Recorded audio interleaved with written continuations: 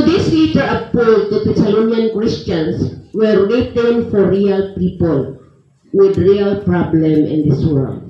So ang kala ng iba, lahat na nakasulat dito, haka-haka lang. Ito po ay totoong sulat ni Apostol Pablo sa mga totoong tao sa Thessalonica na may totoong problema din katulad natin. So, since ang ating topic is rapture, minsan yung iba naninibago, ano talaga yung rapture? Actually, wala sa Biblia yung rapture. Pero, dahil rapture means from the Greek word rapto. Ang meaning ng rapto, R-A-P-T-O, is suddenly caught up, yung biglang pag-akyat mo sa taas. So, rapture o biglang pag-akyat mo sa taas. Anong maramdaman mo, kapatid, kung yung katabi mo ngayon biglang nawala? Lalo na kung mahal mo sa buhay. Mister mo ba o misis mo yung katabi mo, magtataka ka na lang biglang nawala. So, ito yung pag-usapan natin ngayon, that one of Apostle Paul's reminder sa mga Thessalonica was about the return of Christ in the air. Kasi mayroon pong sikan kaming ibang topic din yun. Yung ibang iglesia, hindi po nila binagyang pansin po ito. Kasi ang alam nila lang, sikan kaming. Hindi po pa sikan kaming. Mayroon pang pagdating ni Jesus Christ, pero hindi siya aapak sa lupa. Doon siya sa himpapawid, aantayin tayo. Pakisabi sa katabi mo, aantayin tayo.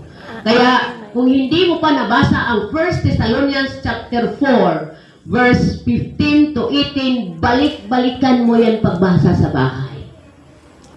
Ano ba yung sinasabi ni Pastora na to meet Jesus in the air? Kaya yung makita mo dyan sa board, nakalagay, may sinulat ako doon na, handa ka bang sasalubong ngayon kay ni Jesus sa himpapawid?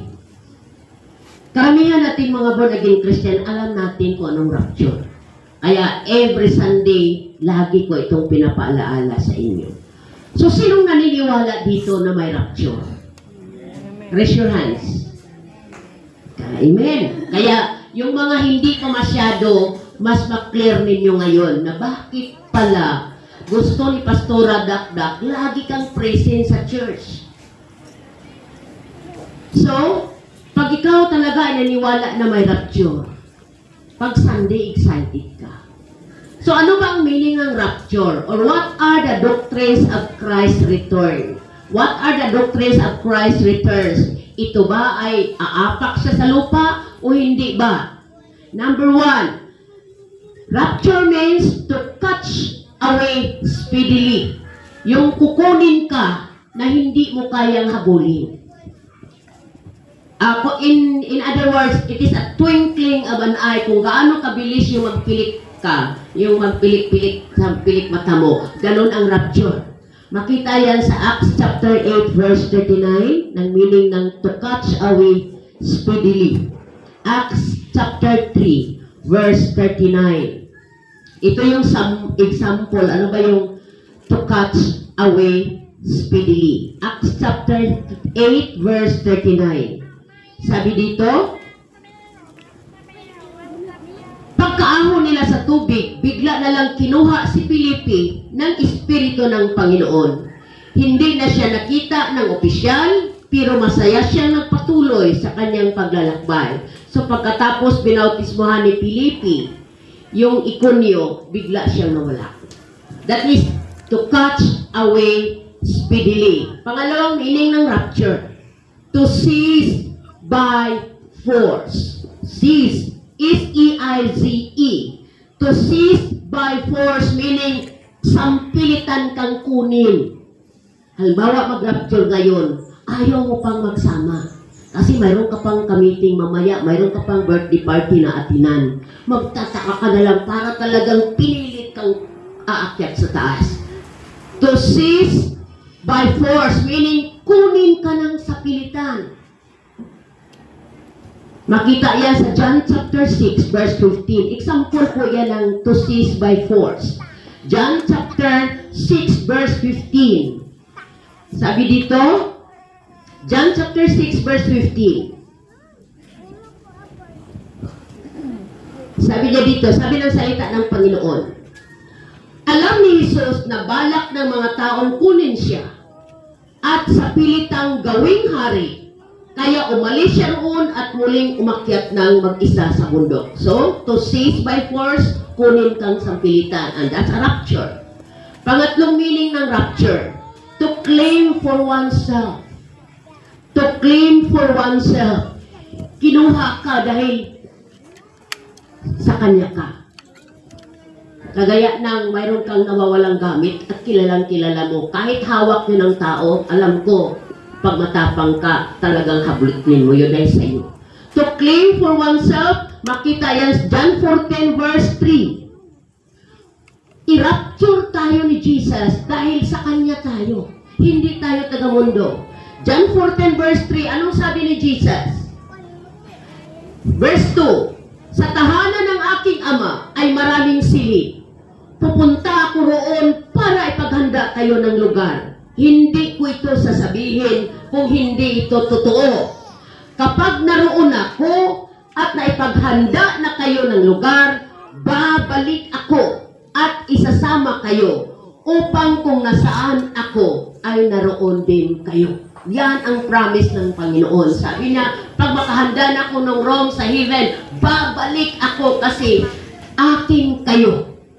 So, to meet Jesus in the air o sa rapture, it means to claim for oneself. Pang-apat, to rescue from danger. Bakit may rapture? Bakit sasalubong tayo ni Jesus sa ipapawid? Sabi, kasi gusto ni Jesus i-rescue tayo sa kapahamakan na darating sa mundo. To rescue us from danger. Makita yan sa 1 Thessalonians 1 verse 10. 1 Thessalonians 1 verse 10. Kung wala kang Biblia kapatid, mag-take note po kayo. Ano ba ang dahilan? Bakit may rapture ni Lord ang mga born again? 1 Thessalonians chapter 1 verse 10.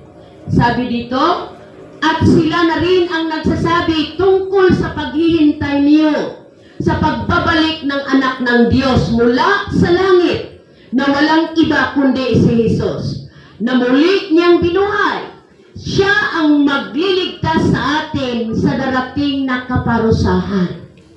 So, alam ni Lord kung kailan niya wawasakin ang mundo. Kahit tayo, hindi po natin alam. Hindi po natin alam. Kaya, kung dahil may rapture, dahil ang dahilan na may rapture talaga is iligtas tayo ni Lord sa kapahamakan na darating na gagawin niya sa mundong ito. Kaya bago kapatid, wawasakin ng Diyos ang mundong ito at parusahan ang lahat ng nagtraidor kay Lord. Kunin muna niya tayo through rapture. Ang rapture po, noon nagbigay na ako ng shadow last Sunday. Kung mag-rapture ngayon, ibig sabihin, salubongin natin si Jesus sa himpapawid, tayo po ang pupunta sa Kanya. Pero, by force. Walang pwedeng magsabi, Lord, hindi mo na ako sasama sa iyo dahil mayroon pa akong gawin. Kaya, ang rapture po ay mahalaga na doktrina para sa ating mga born again dahil it is found in the Bible. Kaya kung tanungin ninyo, bakit kayo laging nagsisimba? Isa lang maganda yung sagot, sabihin nyo, nag-aantay kasi ako ng rapture. At they ready to explain saang verse sa Bible, saang passage sa Bible, ang rapture. Kaya bago wawasakin ni Lord, kapatid, ang mundo, i-rapture muna tayo, palakpakan muna natin si Lord. Isa sa pinaka-nakakatakot na parusa ng Diyos sa mundo. There are seven vows of anger ni Lord na ibuhos sa mundo. Pero ang ibigay ko lang sa inyo ngayon yung ikapito. Ngayon kung nakikita nyo, hindi pa galit si Lord. Hindi pa masyadong galit. Pero mayroon pong nakakatakot na parusa ng Diyos sa mundo. Na ayaw ko kung gusto nyo pa bang titira sa mundo balang araw o ngayon na. Basahin ko sa Revelation 16, verse 20 to 21. Revelation 16. Kung nag-take note, ulitin ko. Revelation 16, verse 17 to 21. Ito ang isa sa pinaka-nakakatakot na galit ng Diyos na ibuhos niya sa mundong ito balang araw. Verse 17, Revelation 16, verse 17 to 21. Verse 17, ibinuhos ng ikapitong anghel ang laman ng kanyang sisidlan sa hangin. At may narinig akong sumigaw mula sa trono ng templo. Naganap na ang lahat. Pagkatapos, kumidlat, kumulog, umugong at lumindol ng napakalakas. Walang ganoong kalakas na lindol sa buong kasaysayan ng tao. Yun ang pinakamalakas sa lahat. Kung nakita nyo ito, may darating po na lindol sa buong mundo. Ayon sa Biblia na pinakamalakas na lindol. At alam ko, mayroong anino ng nalalaman ang Manila na tinatawag nila itong The Big One. Pagdarating po itong The Big One na sinasabi nila, wala na pong mundo, wasak na po. So, ang lindol po, hindi po yan sa scientific explanation, hindi po yan totoo na nagalaw lang yung bato sa ilalim. Pag sinasabing lindol, that is anger of God. Galit ang Diyos pag may lindol. Hindi po yan madala ng taginting, talintiling ng kardero. Ano pa? Verse 18. Pagkatapos lumindol, ang dakilang Babilonia ay nahati sa tatlo at ang mga lungsod sa lahat ng bansa ay nawasak. Tinupad ng Diyos ang sinabi niya tungkol sa mga taong nakatira sa lungsod ng Babilonia. Kaya dumating na sa kanila ang parusa ng Diyos dahil sa matinding galit niya. So ang lindol po na darating pa lang, matinding galit pala ni Lord sa mundo. Verse 20. Naglaho ang lahat ng isla, wala ng islands. At naglaho rin ang mga bundok, wala ng mountains sa darating na kapahamakan na ito. Verse 22, inulan ang mga tao ng malalaking tipak na hilo. Ang ulan ngayon, isang patak lang. Sabi nila, isang Kristohano na hindi magsimba. Kaya kung ulan na nandito kayo, you are blessed. Palakpakan mo yung sarili mo. Pero, mayroon pang ulan na darating sa buong mundo, kapatid. Ang sabi dito, inulan ang mga tao ng malalaking tipak na hilo na tumitimbang ng 50 kilos. Sinong makakabuhat dito ng 50 kilos na bigas? Ako makabuhat pa ako. Pero sa darating na kapahamakan, ulan lang yon. Ulan lang yon. 50 kilos na hilo, bawat tipak. At nilait ng mga tao ang Diyos dahil sa matinding salot na yon. So isipin mo ang mga tao sa darating na nakakatakot na pangyayaring ito, hindi po sila magsisi. Mas lalo nilang lalaitin ang Diyos. Kaya, sinong gusto makaranas sa pangyayaring ito? Raise your hand.